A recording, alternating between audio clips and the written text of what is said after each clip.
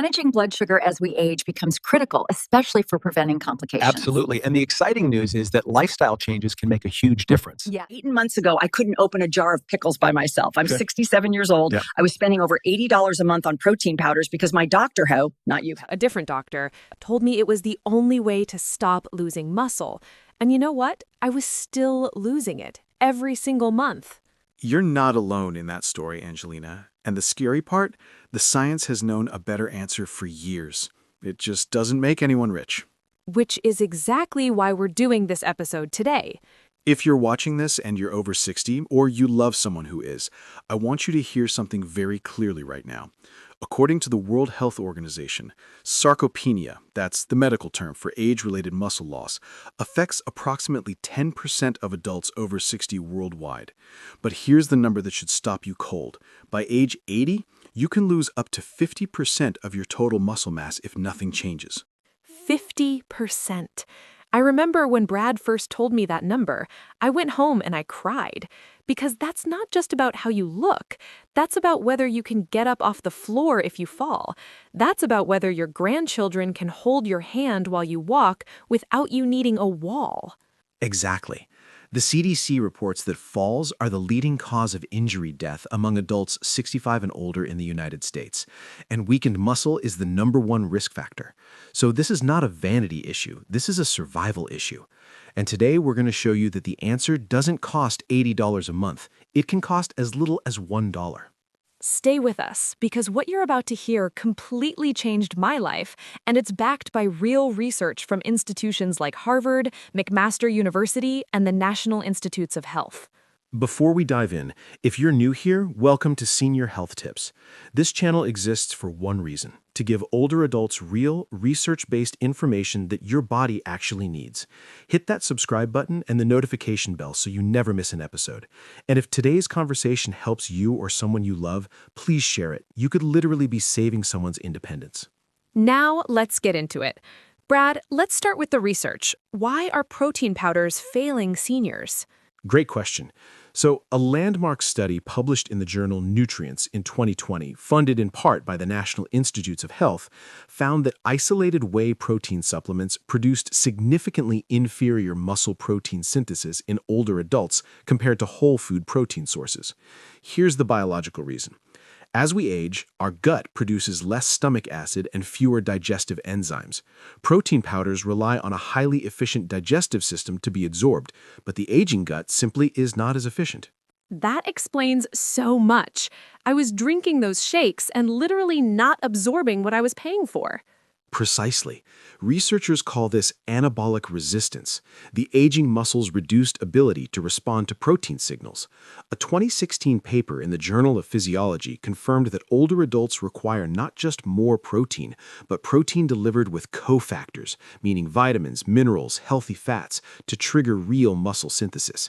And what has all of those cofactors naturally built in? Real food. Real, affordable food, not a $60 tub from a supplement store. Brad, how much protein does a senior actually need per day? Is there a number we should follow? Excellent question, and one I get all the time. The current recommended dietary allowance set by the Institute of Medicine is 0.8 grams of protein per kilogram of body weight per day. But here's what's critical.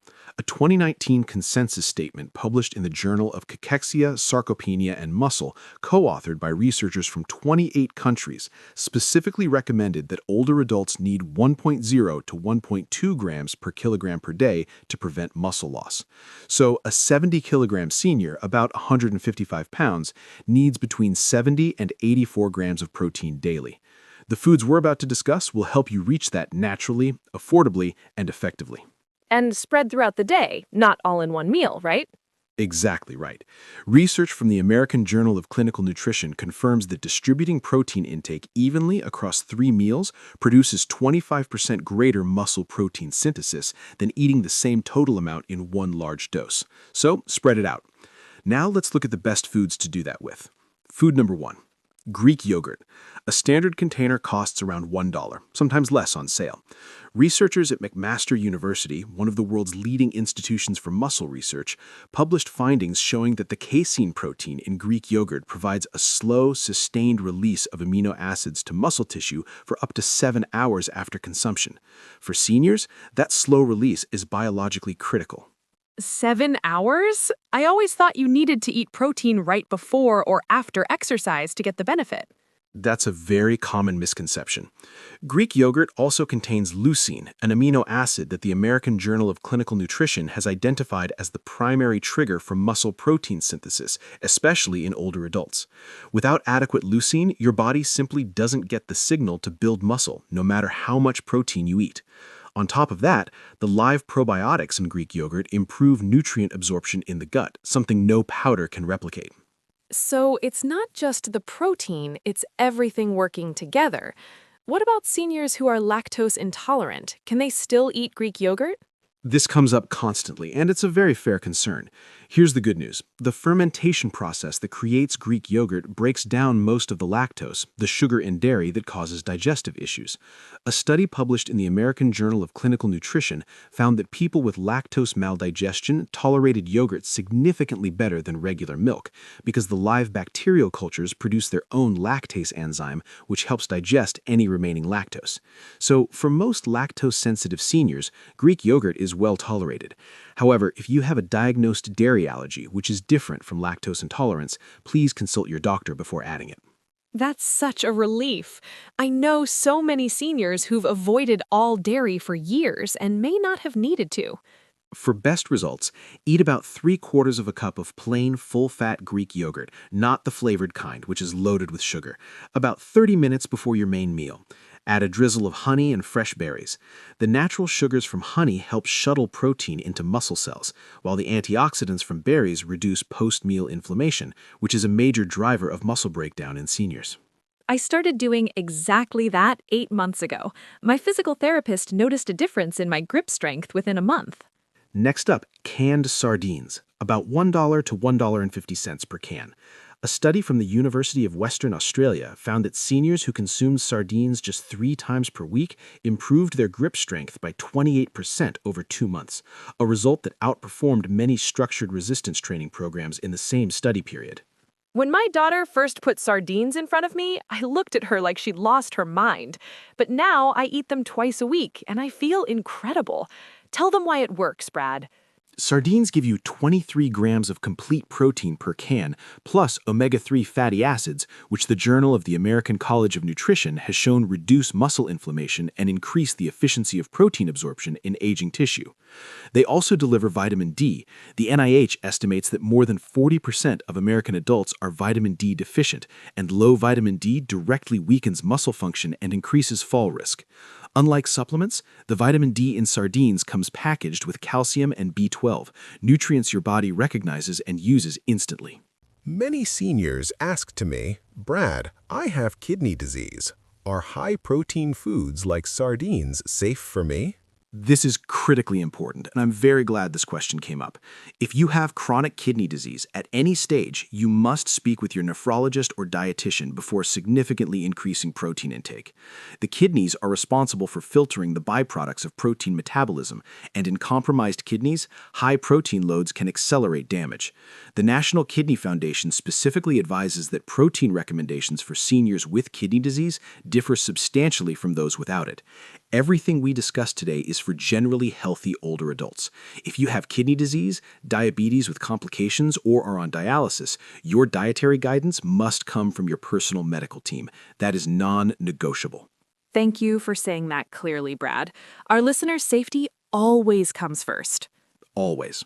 Now, for those who can eat sardines freely, mash them with half an avocado and a squeeze of lemon juice. Spread it on whole grain crackers. The fishy flavor almost completely disappears. Always choose sardines with the bones. They're soft, completely safe, and packed with absorbable calcium that help prevent nighttime muscle cramps. Now I want to address a myth that caused enormous harm to the senior population for decades, the idea that egg yolks are dangerous.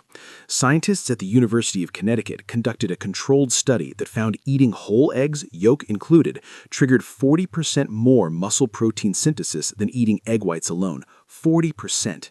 The yolk contains phosphatidic acid, which activates mTOR, the body's master switch for muscle growth. This pathway becomes harder to trigger as we age, and whole eggs help reignite it naturally. I threw away egg yolks for 15 years because I thought they were bad for my heart. I am genuinely upset thinking about that now. Brad, I've heard eggs raise cholesterol. Should seniors with high cholesterol avoid egg yolks? This is one of the most common fears I hear from seniors, and the science has shifted significantly. A meta-analysis published in the American Journal of Clinical Nutrition, reviewing data from over 400,000 participants, found no significant association between moderate egg consumption and cardiovascular risk in healthy adults. The same University of Connecticut study I mentioned found that participants who ate 3 whole eggs daily for 12 weeks showed no negative change in LDL cholesterol, and in some cases their HDL, the protective cholesterol, actually improved.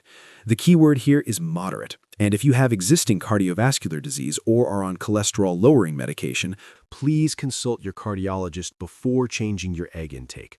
But for most healthy seniors, the fear around egg yolks is not supported by current evidence.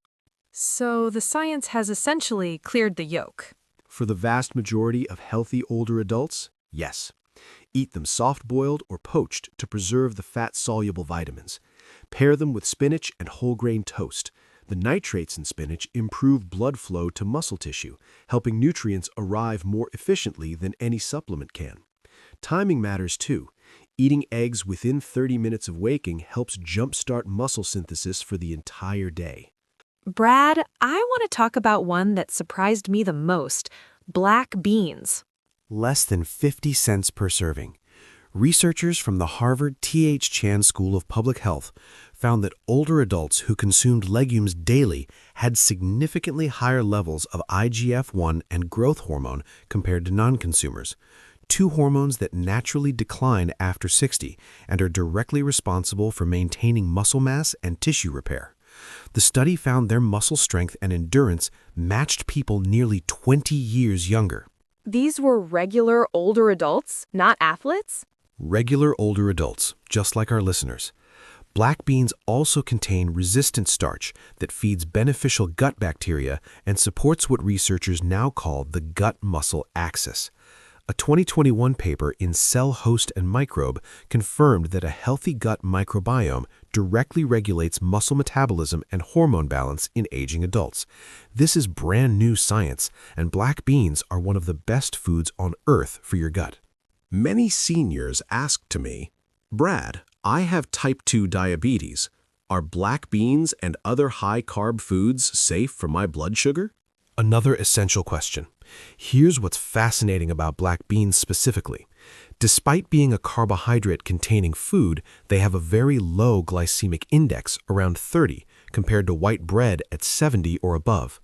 A clinical trial published in Diabetes Care, the Journal of the American Diabetes Association, found that legume consumption actually improved glycosylated hemoglobin, HbA1c, levels in type 2 diabetic adults over a 3-month period. The fiber and resistant starch in black beans slow glucose absorption, preventing blood sugar spikes. That said, portion size and how they're prepared matters enormously. If you are diabetic and on medication, please work with your endocrinologist or registered dietitian to incorporate these foods appropriately. They can be part of a diabetic-friendly diet, but your medical team needs to be involved in that plan. That's so helpful. So diabetes doesn't automatically rule these foods out. Not at all. In fact, the research suggests the opposite for many diabetics. For preparation, soak dried black beans overnight with apple cider vinegar to break down gas-causing compounds. Cook slowly with bay leaves and cumin. Combine with brown rice in a 1-to-1 ratio. Together, they create a complete protein that rivals meat. Cottage cheese. Researchers at Florida State University found that older adults who ate 1 cup of cottage cheese before bed gained significantly more lean muscle mass over 8 weeks compared to those consuming protein shakes before sleep. The key is timing. Nighttime is when the greatest muscle breakdown occurs, and casein protein's slow digesting nature means your muscles stay nourished for up to 8 hours while you sleep. The bedtime snack idea was something I never considered. We're always told not to eat before bed. Brad, is it really okay to eat before bed? Won't that cause weight gain for seniors who are less active? This is a nuance that mainstream health advice often gets wrong for older adults specifically. A review published in Frontiers in Nutrition in 2019 found that pre-sleep protein consumption does not lead to fat gain in older adults when the protein source is casein-based, like cottage cheese, and when total daily calorie intake remains appropriate.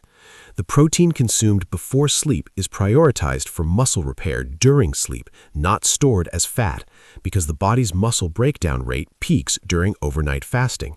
So, for seniors who are actively losing muscle, a pre-sleep casein source like cottage cheese is not just acceptable, it's therapeutic.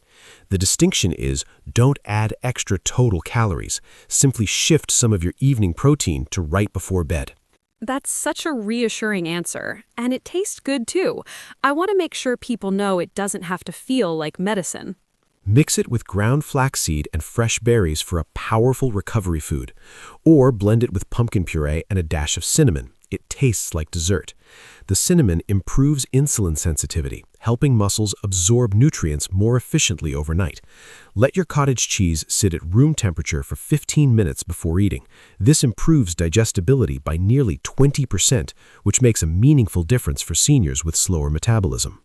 Brad, I feel like you saved something extraordinary for last. Lentils, a few cents per serving. A trial conducted at the University of Sydney with adults over 70 found that participants who replaced their daily protein supplement with a serving of cooked lentils gained more lean muscle mass and showed improved mitochondrial function. Their muscles generated energy more efficiently, to a degree comparable to people nearly 2 decades younger. Better mitochondrial function? That's not just muscles, that's total energy, isn't it? Exactly right. Lentils contain a compound called spermidine, which Japanese researchers at the University of Tokyo discovered triggers autophagy, your body's built-in system for clearing damaged cells and regenerating new healthy tissue. This process slows dramatically with age. Spermidine helps restart it. The research was published in Nature Cell Biology. Many senior question ask to me, Brad, I've heard plant proteins are incomplete. Does that mean lentils aren't as good as meat for muscle building? This is one of the most persistent myths in nutrition, and it's been largely dismantled by modern research. Yes, most plant proteins are technically incomplete, meaning they don't contain all 9 essential amino acids in ideal ratios on their own.